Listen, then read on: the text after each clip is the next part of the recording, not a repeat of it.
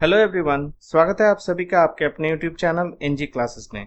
आज की इस वीडियो आपके अपकमिंग एसएससी एमटीएस एग्जाम के लिए बहुत ही इंपॉर्टेंट होने वाला है।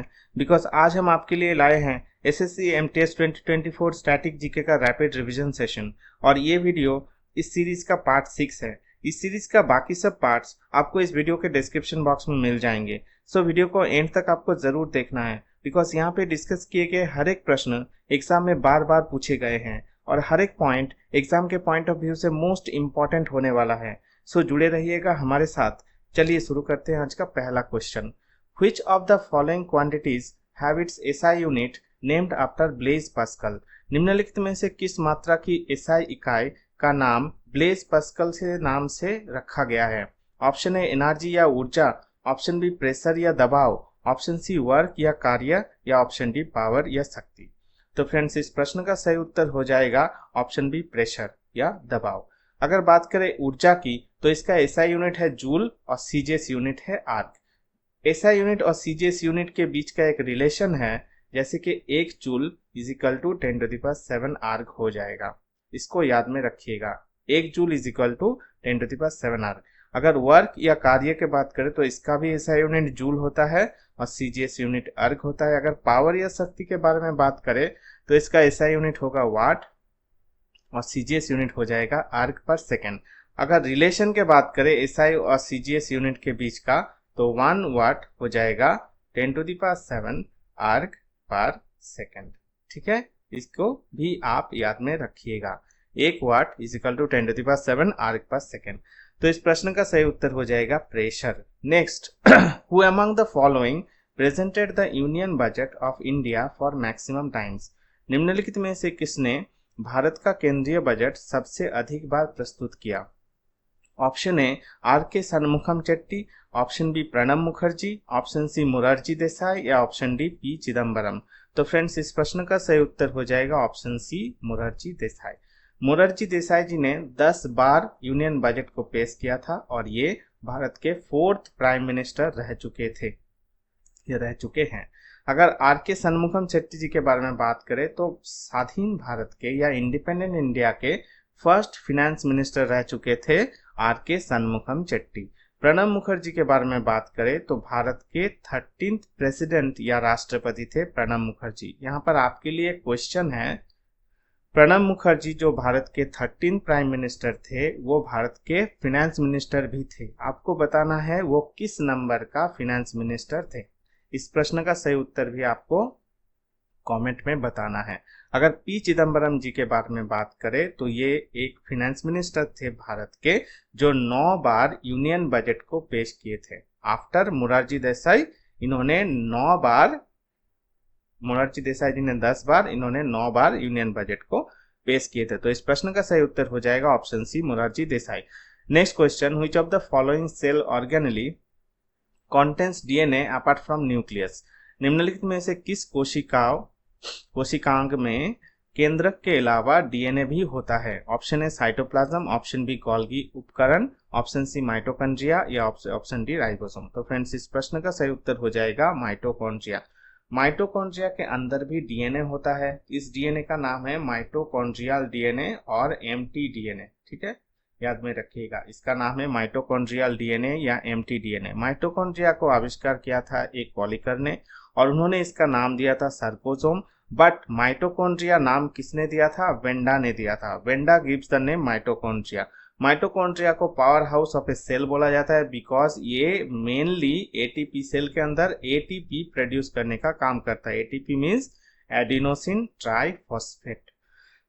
एडिनोसिन ट्राइफॉस्फेट प्रोड्यूस करने का काम माइटोकॉन्ड्रिया करते हैं। और इसका और भी नाम से जैसे कि storage battery of a cell या फिर एटीपी मील। अगर साइटोप्लाज्म के बारे में बात करें तो न्यूक्लियस को छोड़ के सेल के अंदर जितना भी जगह है उसको साइटोप्लाज्म बोला जाता है। ठीक है, और ये प्रोटोप्लाज्म का ही भाग है। अगर प्रोटोप्लाज्म को देखें तो ये हो जाएगा न्यूक्लियस प्लस साइटोप्लाज्म। ठीक है, न्यूक्लियस और साइटोप्लाज्म को जोड़ दे तो प्रोटोप्लाज्म हो जाता है। प्रोटोप्लाज्म से अगर न्यूक्लियस को निकाल दे तो जितना भी जगह है यहाँ पर आप देख रहे हैं तो ये जगह को हम बोल सकते हैं साइटोप्लाज्म। अगर गोल्गी apparatus की बात करें तो ये नाम नेम्ड आफ्टर कैमिलो गोल्गी के नाम से गोल्गी बॉडीज का नाम दिया गया है। इसको आविष्कार किसने किया था? प्लेटनर एंड हरमन ने डिस्कवर किया था एनिमल सेल के अंदर। ठीक है, इसको ट्रैफिक पुलिस ऑफ सेल बोला जाता है गोल्गी बॉडीज के। क्यों बोला जाता है? जैसे कि सेल के अंदर डिफरेंट जो बायोमॉलिक्यूल्स होता है, वो बायोमॉलिक्यूल्स को एक जगह से दूसरे जगह में पहुंचाने का काम करता है गोल्गी apparatus। ठीक है, इसीलिए इसको बोला जाता है traffic police of a cell. अगर राइबोसोम की बात करें तो इसको protein factories of a cell बोला जाता है, बिकॉज एक कोश के अंदर या सेल के अंदर प्रोटीन प्रोड्यूस करने का काम करता है राइबोसोम मेनली, तो इसको इसीलिए बोला जाता है protein factories of a cell. इसको डिस्कवर किसने किया था? क्लॉड ने डिस्कवर किया था एनिमल सेल के अंदर। ठीक है, और प्लांट सेल के अंदर इसको डिस्कवर किया था रॉबिन्सन एंड ब्राउन ने। तो फ्रेंड्स, इस प्रश्न का सही उत्तर हो जाएगा mitochondria. Next, in which of the following states marshy और peaty soil is not predominantly found? निम्नलिखित में से किस राज्य में दलदली या पीट मिट्टी मुख्य रूप से नहीं पाए जाते हैं? Option A Kerala, option B Madhya Pradesh, option C Odisha या ऑप्शन डी वेस्ट बंगाल। तो फ्रेंड्स, अगर बात करें मार्सी और पीटी सॉइल, ये एक ब्लैक कलर का सॉइल होता है। यहाँ पर आप देख सकते हैं ब्लैक कलर, ये हेवी है, बहुत भारी होता है और हाईली एसिडिक, मतलब एसिड का मात्रा बहुत ज़्यादा पाए जाते हैं। जहाँ पर बहुत हेवी रेनफॉल होता है यहाँ पर, या फिर जहाँ पर नमी ज़्यादा होता है, वहाँ पर इस टाइप ऑफ मिट्टी पाए जाते हैं। कहाँ पर पाए जाते हैं? वेस्ट बंगाल के आपका सुंदरबन रीजियंस में पाए जाते हैं। ठीक है, वेस्ट बंगाल के सुंदरबन रीजियंस में पाए जाते हैं। यहाँ पर उत्तराखंड के अल्मोड़ा डिस्ट्रिक्ट में पाए जाते हैं, ओडिशा के कोस्टल रीजियंस में पाए जाते हैं, या फिर तमिलनाडु के कोस्टल रीजियंस में, केरला में पाए जाते हैं। तो ये कुछ जगह है आप पाए जहां पर आपका मार्शी और पिट्टी सॉइल पाए जाते हैं। तो इसका सही उत्तर हो जाएगा आपका मध्य प्रदेश, जहां पर नहीं पाए जाते हैं। मध्य प्रदेश में कौन सा मिट्टी पाए जाते हैं? ब्लैक सॉइल, लाल पीला मिट्टी पाए जाते हैं, एलुवियल सॉइल्स पाए जाते हैं, लैटराइट सॉइल्स या फिर क्लेई सॉइल्स और मिक्स्ड सॉइल्स। ये कुछ टाइप्स ऑफ सॉइल्स जहां मध्य प्रदेश में जो पाए जाते हैं। ठीक है, next question, which of the following element found in water is responsible for cancer?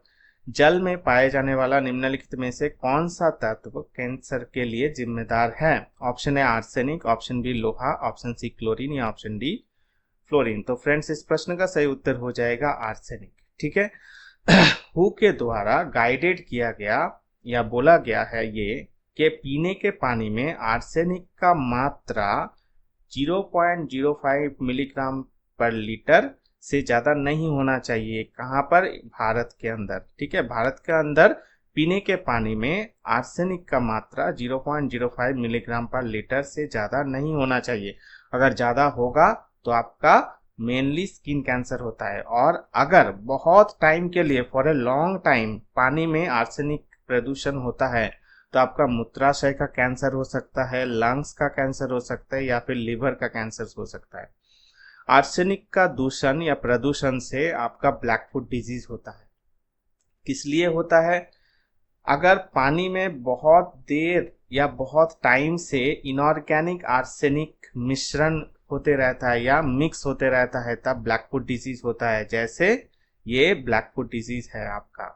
और एक पॉइंट बहुत ही इंपॉर्टेंट, एग्जाम में ये लाइन पकड़ के पूछा गया है कि मानिए अगर आपको पूछता है कि ग्राउंड वाटर मतलब जो भूजल है, वहां पर आर्सेनिक पॉल्यूशन आर्सेनिक का किस उपादान या आर्सेनिक का किस एजेंट के कारण होता है? वो होगा एसिड। आर्सेनिक के अंदर जो एसिड्स रहता है, उस एसिड्स के कारण भूजल में आर्सेनिक पॉल्यूशन होता है। बहुत इंपॉर्टेंट पॉइंट याद में रखिएगा।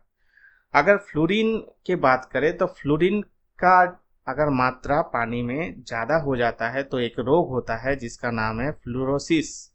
ठीक है, फ्लोरोसिस याद में रखिएगा। फ्लोरोसिस रोग में क्या होता है? हमारा जो टीथ है उसमें व्हाइट पैचेस दिखा जाता है या फिर ब्राउन पैचेस दिखा जाता है। ठीक है, brown and white patches create हो जाता है फ्लोरोसिस रोग के कारण। तो यह याद में रखिएगा, ये फ्लोरीन का मात्रा ज्यादा होने से फ्लोरोसिस रोग होता है। ठीक है, तो इस प्रश्न का सही उत्तर हो जाएगा arsenic. Next question, which of the following disease is caused by severe deficiency of proteins? निम्नलिखित में से कौन सा रोग प्रोटीन की गंभीर कमी के कारण होता है? ऑप्शन ए क्वासियोरकोर, ऑप्शन बी खून की कमी, ऑप्शन सी ऑस्टियोपोरोसिस या ऑप्शन डी गॉइटर। तो फ्रेंड्स इस प्रश्न का सही उत्तर हो जाएगा क्वासियोरकोर। ठीक है, अगर क्वाशियोर को बात करें तो ये मेनली चिल्ड्रंस में या बच्चों में होता है। ये मैल न्यूट्रिशन के कारण होता है और lack of protein in food, मतलब खाने में प्रोटीन की कमी के कारण हो जाता है, ऐसे पेट फूलने लगता है। तो इसका आंसर है क्वाशियोरकोर। अगर एनीमिया के बात करें तो हमारे रक्त में या बॉडी में लोहित रक्त कोशिकाएं या लाल रक्त कोशिकाएं जो हेल्दी होते हैं, हेल्दी रेड ब्लड सेल्स की कमी के कारण होता है एनीमिया। ठीक है, जैसे मानिए ये हमारा नॉर्मल और हेल्दी बॉडी है, उसमें देखिए कितना ज्यादा आपका आरबीसीज है। अगर मानिए आपका एनीमिया हो जाता है तो ये आरबीसी का मात्रा, जो हेल्दी आरबीसी है उसका मात्रा घट जाता है। और अगर पूछता है आपको किस विटामिन के घटने के कारण एनीमिया होता है तो हो जाएगा B12। याद में रखिएगा, B12 जो विटामिन है उसके कमी के कारण एनीमिया रोग होता है। अगर ऑस्टियोपोरोसिस के बारे में बात करें तो विटामिन डी के कमी के कारण ऑस्टियोपोरोसिस होता है। ऑस्टियोपोरोसिस होता क्यों है थोड़ा जान लेते हैं। जैसे मानिए अगर आपको ऑस्टियोपोरोसिस हो गया है तो आपके जो ब्लड है उसमें कैल्शियम का मात्रा घट जाता है। तो ब्लड में कैल्शियम का मात्रा अगर घट जाता है तो उस मात्रा को, मतलब उस कमी को पूरा करने के लिए हमारे जो हड्डी है या बोन्स है, उस बोन्स से कैल्शियम निकलना शुरू होता है और कैल्शियम निकलने के बाद वो ब्लड में घुलने लगता है ताकि ब्लड में कैल्शियम का मात्रा मेंटेन हो सके। तो इसके बाद हमारा बोन्स वीक हो जाता है और फ्रैक्चर होने का चांसेस रह जाता है। तो तभी ये बोन्स को बोला जाता है ऑस्टियोपोरोसिस बोन्स, ऑस्टियोपोरोटिक बोन्स। ठीक है, तो विटामिन डी के कमी के कारण ऑस्टियोपोरोसिस होता है, प्रोटीन के कमी के कारण नहीं। अगर मानिए आपका गॉइटर होता है तो आपके खाने में आयोडीन के मात्रा का कमी होने के कारण गॉइटर होता है। जैसे मानिए ये हमारा थायराइड ग्लैंड है, थायराइड ग्लैंड का काम क्या होता है, थायरॉक्सिन हार्मोन को प्रोड्यूस करना, और थायरॉक्सिन हार्मोन को प्रोड्यूस करने के लिए उसको आयोडीन चाहिए होगा। अगर मानिए हम खाने में सही मात्रा में आयोडीन नहीं ले रहे हैं तो ये आपका थायराइड ग्लैंड जो फूलने लगता है, बिकॉज इसको तो थायराइड हार्मोन प्रोड्यूस करना है, इसीलिए फूलने लगता है। इसीलिए ये जो रोग है इसको बोला जाता है गॉइटर, जहां पर थायराइड ग्लैंड बड़ा होना शुरू होता है। ठीक है, ये आयोडीन का कमी खाने में होने के कारण होता है। तो फ्रेंड्स इस प्रश्न का सही उत्तर हो जाएगा kwashiorkor. Next question, which of the following article of the Constitution of India is related to the promotions of cooperative societies? cooperative societies के बारे में बोला गया है। भारत के संविधान का निम्नलिखित में से कौन सा अनुच्छेद सहकारी समितियों को बढ़ावा देने से संबंधित है? Option A 43A, option B 43B, option C 31A या ऑप्शन डी 31B। तो फ्रेंड्स इस प्रश्न का सही उत्तर हो जाएगा ऑप्शन बी 43B। 43B में क्या बोला गया है, राज्य को सहकारी समितियों को स्वैच्छिक गठन, लोकतांत्रिक नियंत्रण और पेशेवर प्रबंधन को बढ़ावा देने का प्रयास करना चाहिए। और ये 43B जो आर्टिकल्स है इसको कॉन्स्टिट्यूशन के अंदर पार्ट 4 में इंक्लूड किया गया था। ठीक है, कॉन्स्टिट्यूशन के अंदर पार्ट 4 में 43B आर्टिकल्स को इंक्लूड किया गया था। और एक पॉइंट याद में रखिएगा, जो 2011 में 97th अमेंडमेंट एक्ट हुआ था वहां पर कोऑपरेटिव सोसाइटीज को प्रोटेक्शन और कॉन्स्टिट्यूशनल स्टेटस देने का बात किया गया और कॉन्स्टिट्यूशनल स्टेटस दिया गया। ठीक है, 97th अमेंडमेंट एक्ट जो हुआ था 2011 में, वहां पर कोऑपरेटिव सोसाइटीज को कॉन्स्टिट्यूशनल स्टेटस और प्रोटेक्शन दिया गया था। अगर 43A के बारे में बात करें तो यहाँ पर बोला गया है राज्य को ये सुनिश्चित करने के लिए कदम उठाने चाहिए कि श्रमिक उद्योगों के प्रबंधन में भी भाग ले। ठीक है, ये बोला गया है आर्टिकल 43A में। और इसको 42nd अमेंडमेंट एक्ट 1976 के द्वारा भारतीय कॉन्स्टिट्यूशन में ऐड किया गया। किस आर्टिकल को, 43A आर्टिकल्स को 42nd अमेंडमेंट एक्ट के द्वारा कॉन्स्टिट्यूशन में ऐड किया गया। अगर 31A के बारे में बात करें तो ये 5 कैटेगरीज ऑफ लॉज को सेव करता है, जिसको आर्टिकल 14 और आर्टिकल 19 के साथ मेल नहीं खाता है। ऐसे 5 कैटेगरीज ऑफ लॉज को ये सेव करता है। कौन? Article 31A। और 31B के बारे में बात करें तो ये 9th शेड्यूल ऑफ जो कॉन्स्टिट्यूशन थे उनमें ये 31B को ऐड किया गया। जो फर्स्ट अमेंडमेंट था 1951 को, वहां पर 31B को ऐड किया गया 9th शेड्यूल ऑफ कॉन्स्टिट्यूशन में। ठीक है, और ये क्या करता है? कुछ एक्ट्स और कुछ रेगुलेशंस को प्रोटेक्ट करता है जो फंडामेंटल राइट्स को चैलेंज करता है। ठीक है, तो ये कुछ पॉइंट्स है, तो इस प्रश्न का सही उत्तर हो जाएगा ऑप्शन बी 43B। ठीक है, याद में रखिएगा। Next question, after the death of Guru Gobind Singh in 1708 the Khalsa revolted against the Mughal authority under the leadership of. 1708 में गुरु गोविंद सिंह की मृत्यु के बाद खालसा ने मुगलों के खिलाफ विद्रोह कर दिया। किसके नेतृत्व में? Option A Guru Angad, option B Guru Amar Das, option C बंदा बहादुर, और या ऑप्शन डी गुरु नानक देव। तो फ्रेंड्स, इस प्रश्न का सही उत्तर हो जाएगा बंदा बहादुर। गुरु अंगद की बात करें तो ये 2nd सिख गुरु थे, गुरु अमरदास 3rd सिख गुरु थे, और गुरु नानक देव 1st सिख गुरु थे। चलिए, यहाँ पर आपके लिए एक क्वेश्चन है, जो अमृतसर में आपका जो गोल्डन टेम्पल बना हुआ है वो किस सिख गुरु के दौरान बनाया गया था? ठीक है, या किस सिख गुरु ने उसको डेवलप किया था? अमृतसर का गोल्डन टेम्पल किस सिख गुरु ने डेवलप किया था? इसका सही उत्तर आपको कमेंट बॉक्स में बताना है। Next question, who among the following founded the newspaper संवाद कौमुदी? निम्नलिखित में से किसने समाचार पत्र संवाद कौमुदी का स्थापना की? Option A Rashbehari Bose, option B Raja Rammohan Roy, option C Shishir Kumar Ghosh, या ऑप्शन डी ईश्वर चंद्र विद्यासागर। तो फ्रेंड्स, इस प्रश्न का सही उत्तर हो जाएगा राजा राममोहन रॉय। राजा राममोहन रॉय ने 1821 में पब्लिश किया था संवाद कौमुदी। इनको बोला जाता है फादर ऑफ इंडियन रेनेसा। ठीक है, भारतीय नवजागरण के पिता, फादर ऑफ इंडियन रेनेसा। इन्होंने ब्राह्मण समाज को प्रोड्यूस किया था, फाउंडेड किया था 1828 में, और गोपाल कृष्ण गोखले जी ने राजा राममोहन रॉय को ऑनर किए थे फादर ऑफ मॉडर्न इंडिया के नाम से। याद में रखिएगा। अगर रासबिहारी बोस के बारे में बात करें तो गदर रिवॉल्यूशन की एक इम्पॉर्टेंट क्रूशियल रोल निभाए हुए थे।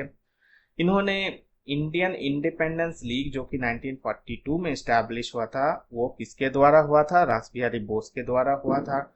आईएनए जो कि इंडियन नेशनल आर्मी या आजाद हिंद फौज, उनको नेतृत्व दिए थे ये अंडर कैप्टन मोहन सिंह के अंडर में। ठीक है, 1942 में। और जापानीज गवर्नमेंट ने इनको एक उपाधि दिए थे जो था 2nd order of merit of the rising sun. याद में रखिएगा, ये हर एक पॉइंट इंपॉर्टेंट है आपके एग्जाम के पॉइंट ऑफ व्यू से। अगर शिशिर कुमार घोष के बारे में बात करें तो ये अमृत बाजार पत्रिका का फाउंडर थे जो कि 1867 में पब्लिश किया गया था, और इन्होंने इंडियन लीग का फाउंड किया था 1875 में। अगर ईश्वर चंद्र विद्यासागर जी के बारे में बात करें तो इनका कुछ इंपॉर्टेंट बुक्स है, जैसे कि उपक्रमोनिका, व्याकरण कौमुदी, बेताल पंचविंशति। हिंदू विडो रीमैरिज एक्ट के ये एक इंपॉर्टेंट कैंपेनर थे। हिंदू विडो रीमैरिज जो एक्ट था वो 1856 में पास किया गया था। किसने पास करा था? लॉर्ड कैनिंग ने। किसने ड्राफ्ट करा था? लॉर्ड डालहौसी ने। इनको बोला जाता है फादर ऑफ बंगाली प्रोज। तो ये कुछ पॉइंट्स है आपके एग्जाम के पॉइंट ऑफ व्यू से और इम्पॉर्टेंट हो सकता है। इस प्रश्न का सही उत्तर हो जाएगा Raja Rammohan Roy. Next question, which of the following set of countries participated in the Malabar naval exercise 2020? Malabar नौसेना अभ्यास 2020 में निम्नलिखित में से किस किस देश ने भाग लिया था? ऑप्शन ए भारत, जापान और America, option B Bharat, Israel और America, option C Bharat, Australia, Israel और अमेरिका, या option D Bharat, Australia, Japan और अमेरिका। तो फ्रेंड्स, इस प्रश्न का सही उत्तर हो जाएगा ऑप्शन डी। ठीक है, भारत, ऑस्ट्रेलिया, जापान और अमेरिका। पहले तो ये बायलैटरल एक्सरसाइज था, 1992 में स्टार्ट हुआ था। किस किस के बीच में? भारत और यूएस के बीच में। बाद में 2015 में जापान ने इसको ज्वाइन किया और 2020 में ऑस्ट्रेलिया ने इसको ज्वाइन किया था। तो ये पहले बायलैटरल एक्सरसाइज था, उसके बाद में क्वाड्रिलैटरल एक्सरसाइज में कन्वर्ट हो गया। तो इस प्रश्न का सही उत्तर हो जाएगा option D. Saryu river is a tributary of which river? बहुत ही इंपॉर्टेंट क्वेश्चन, बार बार एग्जाम में पूछता रहता है। सरयू नदी किस नदी का सहायक नदी है? Option A Pindar, option B Bhagirathi, option C Tons, या ऑप्शन डी शारदा। तो फ्रेंड्स इस प्रश्न का सही उत्तर हो जाएगा Sharda river. Sharda river is the largest Sarayu river is the largest tributary of Sharda river. Sharda river का सबसे बड़ा सहायक नदी है आपका सरयू रिवर, जो कहाँ से ऑरिजिनेट होता है, आपका लेक मानसरोवर से ऑरिजिनेट होता है। उसके बाद ये कुमायूं हिमालय से बहता रहता है उत्तराखंड में, और उसके बाद पंचेश्वर जो कि इंडो नेपाल बॉर्डर में है, वहां पर शारदा रिवर के साथ मिलता है। कौन सा रिवर? सरयू रिवर। उसके बाद ये रिवर फ्लो होता है उत्तर प्रदेश में, और उसके बाद मर्ज हो जाता है घाघरा रिवर के साथ। ठीक है। अगर पिंडार रिवर के बारे में बात करें तो ये ट्रिब्यूटरी है अलकनंदा रिवर के साथ। अलकनंदा और भागीरथी ये दोनों रिवर मिलकर देवप्रयाग में गैंजेस नाम से जाने जाते हैं। ठीक है। और tons is the tributary of Yamuna river. Yamuna river के सहायक नदी थे, नई नदी है टंस रिवर। ठीक है। तो इस प्रश्न का सही उत्तर हो जाएगा Sharda river. Which year marks the beginning of phase 2 of the Swachh Bharat mission ग्रामीण। स्वच्छ भारत मिशन ग्रामीण के चरण 2 की शुरुआत किस वर्ष से हुई? ऑप्शन है 2020 या 21, 2019-20, 2018-19 या 2021-2022। फ्रेंड्स इस प्रश्न का सही उत्तर हो जाएगा ऑप्शन है 2020-2021। तो स्वच्छ भारत मिशन को लॉन्च किया था, मतलब इसका फर्स्ट फेज को लॉन्च किया था प्रधानमंत्री नरेंद्र मोदी जी ने। कब लॉन्च किया था? 2014 में 2 अक्टूबर को, महात्मा गांधी जी के जन्मदिन पर। और सेकेंड फेज को लॉन्च किया था 2020 में, बट इसको लागू किया गया था 2020-21 से लेकर 2024-25 तक। प्रधानमंत्री नरेंद्र मोदी के द्वारा 2017 में स्वच्छ भारत जो मिशन हुआ था, उस पर जो ब्रांड एम्बेसडर चुने गए थे अदर पूनावाला को, याद में रखिएगा, important point. So Indian prime minister 2017 में जो नरेंद्र मोदी थे, उन्होंने स्वच्छ भारत जो मिशन का ब्रांड एम्बेसडर किसको चुने थे? अदर पूनावाला को। ठीक है। भारत का सबसे पहला ओपन डिफिकेशन फ्री या ओडीएफ स्टेट कौन हो जाएगा? सिक्किम हो जाएगा। Sikkim becomes India's first open defecation free state. Exam में पूछा गया पॉइंट है, याद में रखिएगा। तो फ्रेंड्स इस प्रश्न का सही उत्तर हो जाएगा 2020-2021। तो वहां पर क्या था? मेन एम क्या था? मेन एम था ओडीएफ या ओपन डिफिकेशन फ्री जो स्टेटस है उसको मेंटेन रखना, और ग्रामीण इलाकों में वेस्ट मैनेजमेंट को इम्प्रूव करना। ये 2 एम था आपका स्वच्छ भारत मिशन ग्रामीण का। ठीक है, याद में रखिएगा। नेक्स्ट क्वेश्चन हुआ, among the following represented India in archery. निम्नलिखित में से कौन तीरंदाजी में भारत का प्रतिनिधित्व करता है? ऑप्शन है Deepika Kumari, option B Saumyajit Ghosh, option C Neeraj Chopra या ऑप्शन डी मनिका बत्रा। तो फ्रेंड्स इस प्रश्न का सही उत्तर हो जाएगा दीपिका कुमारी, जो झारखंड से बिलोंग करते हैं। इनको 2012 में अर्जुना अवार्ड मिला हुआ है और 2016 में पद्मश्री अवार्ड इनको मिला हुआ था। सौम्यजीत घोष जो टेबल टेनिस प्लेयर एक है। अगर नीरज चोपड़ा के बारे में बात करते हैं, एक फेमस प्लेयर है जो इस साल 2024 में पेरिस ओलंपिक के अंदर इनको सिल्वर मेडल मिला हुआ है। इनका इवेंट क्या था? मेंस जैवलिन थ्रो, भाला फेंक इनका इवेंट था। इनको गोल्ड मेडल मिला हुआ था 2020 टोक्यो ओलंपिक के अंदर। 2018 में इनको अर्जुना अवार्ड मिला हुआ था। 2021 में मेजर ध्यानचंद खेल रत्न अवार्ड मिला हुआ है। 2022 में पद्मश्री इनको मिला हुआ है। ये पानीपत हरियाणा से बिलोंग करते हैं। आपके लिए एक क्वेश्चन है, इजी क्वेश्चन। भारत में स्पोर्ट्स इवेंट में सबसे बड़ा ऑनर या सबसे बड़ा अवार्ड कौन सा है? ये आपको कमेंट बॉक्स में बताना है। ठीक है। Which award is the highest sporting award in India? अगर मनिका बत्रा जी के बारे में बात करते, करेंटली इंडिया का second ranker for table tennis है। ठीक है, भारत में सेकेंड रैंक या सेकेंड पोजीशन में टेबल टेनिस के अंदर है Manika Batra. Next question, which is known as viticulture. ठीक है, किसको विटीकल्चर के नाम से जाना जाता है? ऑप्शन है सब्जियां, फूल और फल उगाना, ऑप्शन बी अंगूर की खेती, ऑप्शन सी मछली और प्रजनन, मछली का प्रजनन सॉरी, या ऑप्शन डी रेशम की कीड़ों का पालन। तो फ्रेंड्स इस प्रश्न का सही उत्तर हो जाएगा कल्टीवेशन और ग्रेप्स। ठीक है, अगर आपको पूछता है कि वर्ल्ड का सबसे ज्यादा वाइन या ग्रेप्स बोल सकते हो प्रोड्यूस करने वाला कंट्री कौन सा है, वो हो जाएगा आपका इटली। इटली के बाद हो जाएगा फ्रांस। ठीक है, इटली सबसे ज्यादा वाइन प्रोड्यूस करता है, उसके बाद फ्रांस। अगर बोलता है, अगर आपको पूछता है कि ये कौन सा growing vegetable flowers and fruits, ये कौन सा आपका खेती है तो ये हो जाएगा आपका हॉर्टिकल्चर। हॉर्टिकल्चर में फर्स्ट हो जाएगा चाइना, सेकेंड हो जाएगा इंडिया। ठीक है, चाइना के बाद हो जाएगा इंडिया। अगर मछली का प्रजनन, इसको बोला जाता है पिसिकल्चर, यहाँ भी फर्स्ट हो जाएगा चाइना, सेकेंड हो जाएगा इंडिया। अगर रेशम कीड़ों का पालन तो ये हो जाएगा सेरिकल्चर, यहाँ भी फर्स्ट हो जाएगा चाइना, सेकेंड हो जाएगा इंडिया, सेम। ठीक है, याद में रखिएगा। तो फ्रेंड्स, इस प्रश्न का सही उत्तर हो जाएगा cultivation of grapes. Next question, in a molecule of water the ratio of the mass of hydrogen to the mass of oxygen is. पानी की एक अणु में हाइड्रोजन के द्रव्यमान और ऑक्सीजन के द्रव्यमान का अनुपात कौन सा है? 1:8, 1:4, 1:2 या 1:16?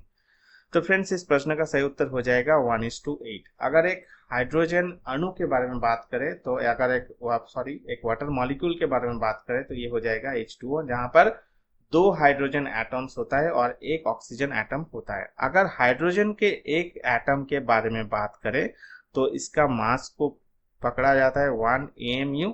AMU मतलब एटॉमिक मास यूनिट, ये किसी भी एक एटम के मास को दर्शाता है। अगर एक ऑक्सीजन एटम के बात करें तो इसका हो जाएगा 16 AMU। ठीक है, mass of N oxygen atom is 16 AMU। और यहाँ पर बोला क्या गया है H2 मतलब 2 हाइड्रोजन एटम है तो 2:1 मतलब 2 AMU हो जाएगा। ठीक है, और एक ऑक्सीजन एटम का मास तो आपको बोला गया है 16 AMU। तो आपको बोला गया है कि हाइड्रोजन और ऑक्सीजन का जो एटम का मास का अनुपात क्या है, तो वो हो जाएगा हाइड्रोजन के लिए 2 और ऑक्सीजन के लिए 16 मतलब 1/8, दैट मीन्स 1:8। तो इसका सही उत्तर हो जाएगा 1:8। चलिए, आपके लिए यहाँ पर भी एक क्वेश्चन है, आपको बताना है 1 AMU इज इक्वल टू कितना ग्राम है। 1 AMU इज इक्वल टू कितना ग्राम है, इसका सही उत्तर आपको कमेंट बॉक्स में बताना है। ठीक है, तो इस प्रश्न का सही उत्तर हो जाएगा 1:8। Alpha, next question, alpha particles are doubly charged ions of what. Alpha कण किसके दुगने आवेशित आयन होते हैं? Option A lithium, option B beryllium, option C helium या ऑप्शन डी हाइड्रोजन। तो फ्रेंड्स, इस प्रश्न का सही उत्तर हो जाएगा हीलियम। अगर आप एक अल्फा पार्टिकल्स के बारे में बात करें तो ये हो जाएगा एक helium ion, doubly charge helium ion, मतलब ये हीलियम आयन जिसके पास 2 चार्जेस रहता है। ठीक है, अगर हीलियम के ये इसको बात करें तो ये हो जाएगा आपका मास नंबर। ठीक है, और इसके बात करें तो ये हो जाएगा एटॉमिक नंबर। एटॉमिक नंबर का मतलब होता है कि अगर आप एक हीलियम के न्यूक्लियस लेते हैं तो उसके अंदर में कितना इलेक्ट्रॉन्स रहता है, अंदर में कितना प्रोटॉन्स रहता है, या फिर बाहर में न्यूक्लियस के बाहर में कितना इलेक्ट्रॉन्स रहता है, इसको बोला जाता है मास नंबर। मतलब न्यूक्लियस में कितना protons number plus neutrons number, ये दोनों को जोड़ के जितना नंबर होता है उसको मास नंबर बोला जाता है। तो इस प्रश्न का सही उत्तर हो जाएगा आपका हीलियम। ठीक है, helium is the correct answer. Next question, यहाँ पर एक पॉइंट देख लेते हैं कि अगर आपको एग्जाम में पूछता है कि विश्व में या यूनिवर्स में सबसे ज्यादा पाए जाने वाले एलिमेंट कौन सा है, तो हीलियम नहीं होगा, वो हो जाएगा हाइड्रोजन। पर अगर पूछता है कि सेकेंड हाईएस्ट या सेकेंड मोस्ट अबंडेंट एलिमेंट, मतलब सेकेंड मोस्ट सबसे ज्यादा पाए जाने वाले यूनिवर्स में एलिमेंट कौन सा है, वो हो जाएगा हीलियम। ठीक है, हीलियम को डिस्कवर किसने किया था? 1868 में डिस्कवर किया था Norman Lockyer and Pierre Janssen ने हीलियम को डिस्कवर किया था। Next question, which of the following institute started the team halo initiative in November 2020। निम्नलिखित में से किस संस्था ने नवंबर 2020 में टीम हेलो पहल शुरू की थी? Option A World Bank, option B United Nations, option C World Health Organization या option D World Trade Organization. तो ये टीम हेलो इनिशिएटिव क्या है? जैसे कोविड-9 वैक्सीन दिया गया था कोविड पैंडेमिक के कारण, तो मिस इन्फॉर्मेशंस ना फैले उसको काउंटर करने के लिए टीम हेलो इनिशिएटिव या प्रोजेक्ट को लॉन्च किया गया था। किसके साथ मिलके किया गया था? यूनिवर्सिटी ऑफ लंदन के वैक्सीन कॉन्फिडेंस प्रोजेक्ट के साथ मिलके इसको लॉन्च किया गया था। ठीक है, तो इसका सही उत्तर हो जाएगा United Nations, because United nation और यूनिवर्सिटी ऑफ लंदन मिलके ये इनिशिएटिव को लॉन्च किए थे। अगर बात करें यूनाइटेड नेशंस तो ये फाउंडिंग हुआ था 24 अक्टूबर 1945 को। इसका हेडक्वार्टर है न्यूयॉर्क सिटी यूएस के अंदर। करेंटली 193 मेंबर स्टेट्स या मेंबर कंट्रीज बोल सकते हैं यूएन के अंदर है। 2011 में साउथ सुडान ने ज्वाइन किया था एंड करंट सेक्रेटरी जनरल कौन है? एंटोनियो गुतेरेस है। ये कुछ पॉइंट्स यूएन से एग्जाम में पूछे जाते हैं। अगर वर्ल्ड बैंक के बारे में बात करें तो 1944 में फाउंड किया गया था। इसका हेडक्वार्टर है वाशिंगटन डीसी यूएस के अंदर। करंट सीईओ कौन है? अजय बंगाजी। और करंट एमडी एंड सीएफओ कौन है? अनुशुला कांत, याद में रखिएगा। अगर वर्ल्ड हेल्थ ऑर्गेनाइजेशन के बारे में बात करें तो इसका काम है कि इंटरनेशनल जितने भी पब्लिक हेल्थ होते हैं, हेल्थ अफेयर्स होते हैं, उनके देखभाल करने के लिए जिम्मेदार है आपका वर्ल्ड हेल्थ ऑर्गेनाइजेशन। कब एस्टैब्लिश किया गया था? 7 अप्रैल 1948 को। हेडक्वार्टर है जिनेवा स्विट्जरलैंड के अंदर। करंट डायरेक्टर जनरल कौन है? Tedros Ghebreyesus. और करेंटली यहाँ पर 194 मेंबर स्टेट्स हैं वर्ल्ड हेल्थ ऑर्गेनाइजेशन में। अगर वर्ल्ड ट्रेड ऑर्गेनाइजेशन के बारे में बात करें तो इंटरनेशनल ट्रेड को ये रेगुलेट करते हैं और इसको फैसिलिटेट करने का काम करते हैं वर्ल्ड ट्रेड ऑर्गेनाइजेशन। ये कब एस्टैब्लिश हुआ था? 1 जनवरी 1995 को। हेडक्वार्टर है स्विट्जरलैंड जेनेवा के अंदर। करंट डायरेक्टर जनरल कौन है? गोजी कोंजो वेला। ठीक है, याद में रखिएगा, गोजी कोंजो वेला। Ngozi Okonjo Iweala is the current DG of World Trade Organization. Currently 166 member World Trade Organization के साथ जुड़े हुए हैं। तो फ्रेंड्स, इस प्रश्न का सही उत्तर हो जाएगा United Nations. Next, which of the following is the traditional bamboo dance of the Mizos? निम्नलिखित में से कौन सा मिजोस का पारंपरिक बांस नृत्य है? मोयाशाय, उडोहो, चिराव या आलुयट्टू? ठीक है से आलुयट्टू। तो फ्रेंड्स, इस प्रश्न का सही उत्तर हो जाएगा चिराव। ठीक है, Cheraw dance is the most traditional bamboo dance of the Mizos. अगर मोयाशी के बारे में बात करें तो नागालैंड का एक लोथा ट्राइब है, लोथा ट्राइब के फोक डांस है मोयाशी। अगर उदोहो के बारे में बात करें तो नागालैंड का ही एक ट्राइब है अनगामी ट्राइब, उनका एक फोक डांस है उदोहो। अगर आलुयाट्टू के बारे में बात करें तो नागालैंड का ही एक ट्राइब है कोन्याक ट्राइब, कोन्याक ट्राइब का एक ट्रेडिशनल डांस है आलुयाट्टू। तो फ्रेंड्स, इस प्रश्न का सही उत्तर हो जाएगा चिराव। Next question, the third battle of Panipat between the Marathas and Ahmad Shah Durrani the ruler of Afghanistan was fought in the year. Panipat की तीसरी लड़ाई मराठा और शासक अहमद शाह दुर्रानी के बीच हुई अफगानिस्तान के युद्ध किस वर्ष हुआ था? ठीक है, थर्ड पानीपत के युद्ध किस वर्ष हुआ था, ये पूछा गया। तो फ्रेंड्स, ये हुआ था अहमद शाह दुर्रानी, जिसका अहमद शाह अब्दाली के नाम पे भी जाना जाता है उनको। और मराठास के चीफ कौन थे उस टाइम? कौन लेड कर रहे थे, कौन नेतृत्व दे रहे थे? सदाशिवराव भाव नेतृत्व दे रहे थे। ठीक है, तो उनके बीच में आपका थर्ड बैटल ऑफ पानीपत हुआ था 1761 में, 14 जनवरी 1761 में। अगर बात करें फर्स्ट बैटल ऑफ पानीपत तो हुआ था 21 अप्रैल 1526। किस किस के बीच में? बाबर और दिल्ली का सुल्तान इब्राहिम लोदी के बीच में। सेकेंड पानीपत के जो युद्ध हुआ था वो 5 नवंबर 1556 में हुआ था। किस किस के बीच में? अकबर के बीच में और हेमू के बीच में। चलिए, यहाँ पर भी आपके लिए एक क्वेश्चन है, हेमू का असली नाम क्या था? What is the original name of Hemu? इसका सही उत्तर आपको कमेंट बॉक्स में बताना है। तो फ्रेंड्स, इस प्रश्न का सही उत्तर हो जाएगा 1761।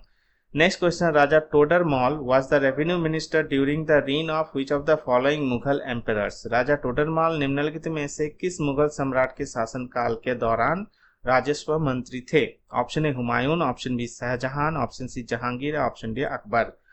तो फ्रेंड्स, इस प्रश्न का सही उत्तर हो जाएगा ऑप्शन डी अकबर। अकबर का जो कोर्ट या दरबार में वन ऑफ द नवरत्न थे टोडरमॉल, राजा टोडरमॉल। ठीक है, राजा टोडरमॉल ने जब्ती सिस्टम, जो कि एक लैंड रेवेन्यू सिस्टम है, उसको इंट्रोड्यूस किया था। काशी विश्वनाथ टेम्पल को रीबिल्ड किया था 1585 में। कौन? राजा टोडरमॉल जी ने। ठीक है, next question, 5 rivers from Punjab India enter the river which one at Mithankot in Pakistan? Punjab, जो कि भारत में है, से पाए 5 नदियां पाकिस्तान के मिठानकोट में किस नदी से प्रवेश करती है? ठीक है, किस नदी से मिलकर प्रवेश करती है? ऑप्शन है Indus, option B Yamuna, option C Ganga या ऑप्शन डी ब्रह्मपुत्र। तो फ्रेंड्स इस प्रश्न का सही उत्तर तो इंदस ही होगा। अगर आप देख लेते हैं ये जो 5 रिवर्स है कौन कौन से है आपका, जैसे कि आपका सतलुज है, रवि है, चीनम है, झीलम है एंड आपका बीज है। ये जो 5 रिवर है ये आपका पाकिस्तान के मिठनकोट में यहाँ पर, जो कि पंचनद से नाम से जाने जाते हैं, यहाँ पर मिल के इंदस रिवर के साथ मिलते हैं। ठीक है, तो इस प्रश्न का सही उत्तर हो जाएगा Indus river. Next, dash is a simple device that is used to either break the circuit, electric circuit, or to complete it. Dash एक सरल उपकरण है जिसका उपयोग या तो विद्युत परिपथ के तोड़ने के या फिर पूरा करने के लिए किया जाता है। Option A transistor, option B switch, option C capacitor या ऑप्शन डी रजिस्टर। तो फ्रेंड्स इस प्रश्न का सही उत्तर हो जाएगा ऑप्शन बी स्विच। ठीक है, तो स्विच का काम क्या होता है, अगर ये आप सर्किट ए या सर्किट बी को देखें तो स्विच यहाँ पर ऑफ है। ठीक है, यहाँ पर स्विच ऑफ है और यहाँ पर स्विच ऑन है। अगर स्विच ऑफ रहता है तो ये जो सर्किट है ये सर्किट ऑफ रहता है, मतलब यहाँ से बैटरी से कोई करंट जाएगा ही नहीं, बैटरी से कोई करंट इस तरफ में जाएगा नहीं और बल्ब ऑन नहीं होगा। अगर इसको आप ऑन कर दें तो इस स्विच के द्वारा करंट इस तरफ से इस तरफ में करंट चला जाता है। ठीक है, इस तरफ से बैटरी से होके इस तरफ में करंट चला जाता है, बल्ब में करंट चला जाता है, बल्ब ग्लो होता है, मतलब बल्ब जलने लगता है। तो सर्किट को ऑफ करने या ऑन करने के लिए यूज होता है आपका स्विच। अगर ट्रांजिस्टर के बारे में बात करें तो ये क्या करता है, इलेक्ट्रिकल सिग्नल्स जो होता है उसको बढ़ाने के लिए या ऑन ऑफ को रेगुलेट करने के लिए ट्रांजिस्टर का यूज किया जाता है। इसको इंटीग्रेटेड सर्किट में यूज किया जाता है और इंटीग्रेटेड सर्किट को यूज किया जाता है प्रोसेसर, जैसे हमारा मोबाइल का प्रोसेसर होता है या फिर कंप्यूटर का प्रोसेसर होता है या फिर डिफाइंड इंस्ट्रूमेंट का जो प्रोसेसर होता है उसको यूज करने के लिए आईसीज वगैरह को यूज किया जाता है और आईसीज को डेवलप करने के लिए आपका ट्रांजिस्टर यूज किया जाता है।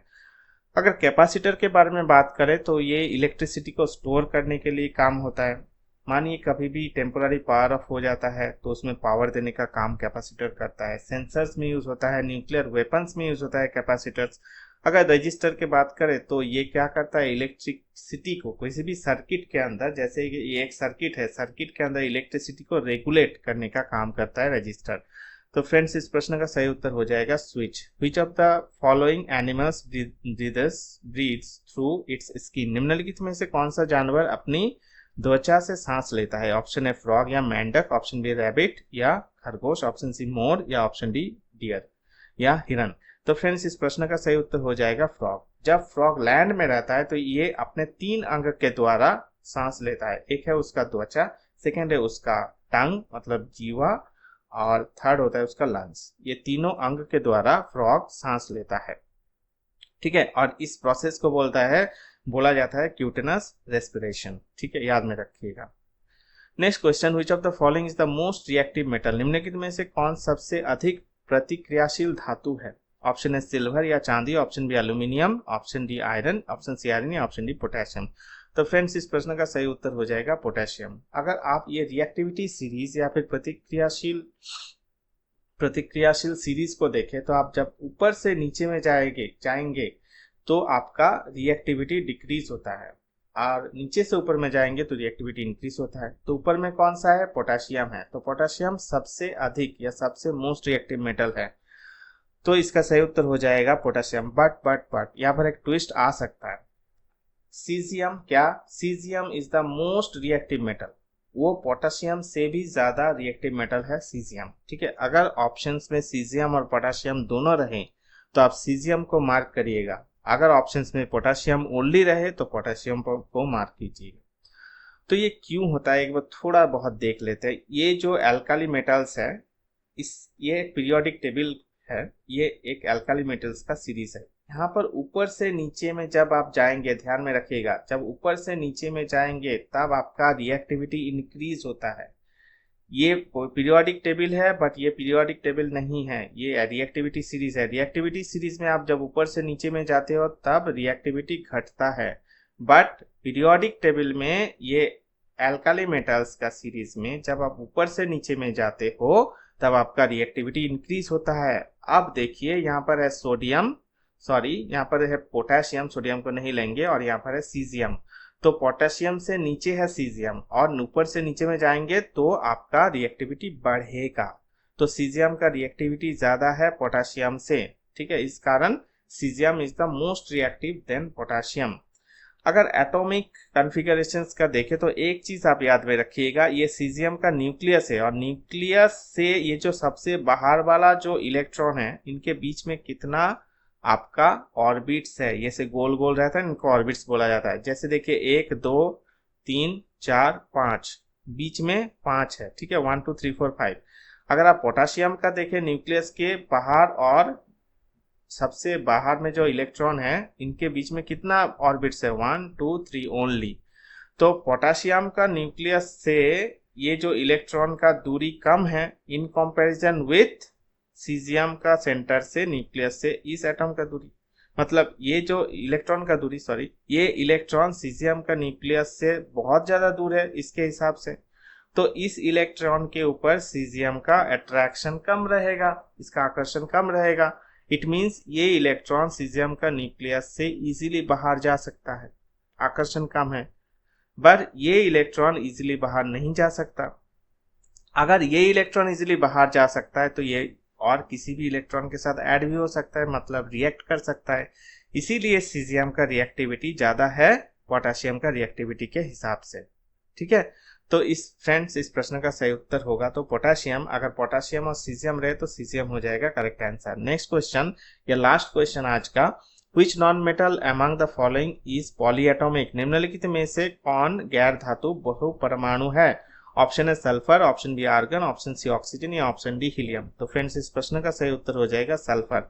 सल्फर होता है S8, मतलब सल्फर का 8 परमाणु मिलके एक सल्फर अणु क्रिएट करता है, ठीक है। तो इस प्रश्न का सही उत्तर सल्फर हो जाएगा। अगर आप देखें मोनो एटॉमिक का जो चार्ट, मोनो एटॉमिक मतलब जो कि निष्क्रिय गैसेस है वो सभी मोनो एटॉमिक रहता है, जहां पर यहाँ पर निष्क्रिय गैस है आपका आर्गन और हीलियम ऑप्शंस। तो ये मोनो एटॉमिक मतलब एक एटम मिलके ही एग्जिस्ट करता है, एक ही एटम एग्जिस्ट करता है, ठीक है। अगर डायटॉमिक मतलब यहाँ पर दो एटम, जैसे मानिए H2 हाइड्रोजन का 2 एटम मिलके एक मॉलिक्यूल और अणु क्रिएट करता है। ऑक्सीजन O2 मतलब ऑक्सीजन का 2 परमाणु मिलके एक ऑक्सीजन अणु क्रिएट करता है। नाइट्रोजन N2 नाइट्रोजन का 2 परमाणु मिलके एक नाइट्रोजन अणु क्रिएट करता है। जैसे ट्राइएटॉमिक ओजोन, ओजोन में ऑक्सीजन का 3 परमाणु मिलके एक ओजोन एटम, ओजोन मॉलिक्यूल या ओजोन का अणु क्रिएट होता है। पॉलीएटॉमिक मतलब अगर कोई अणु में 3 से ज्यादा परमाणु रहता है तो वो पॉलीएटॉमिक हो जाएगा। जैसे सल्फर में आपका 8 परमाणु मिलके एक सल्फर अणु क्रिएट होता है। तो इसका सही उत्तर हो जाएगा सल्फर। अगर सल्फर का स्ट्रक्चर देखें तो ये क्राउन टाइप का स्ट्रक्चर है, जहां पर यहाँ पर एक सल्फर एटम, यहाँ पर एक, यहाँ पर एक, यहाँ पर एक, यहाँ पर एक, यहाँ पर एक, यहाँ पर एक और यहाँ पर एक। टोटल कितना हुआ? 1 2 3 4 5 6 7 8, टोटल 8 सल्फर एटम ये स्ट्रक्चर बना के S8 एक अणु क्रिएट करता है। तो इस प्रश्न का सही उत्तर हो जाएगा sulphur. Thanks for watching this video. अगर ये वीडियो आपको जरा सा भी इंफॉर्मेटिव लगा तो वीडियो को लाइक करें, कमेंट करें और अपने दोस्तों के साथ ज़्यादा से ज़्यादा शेयर करें। तब तक के लिए नमस्कार, टाटा, बाय बाय, अच्छा रहिए, स्वस्थ रहिए।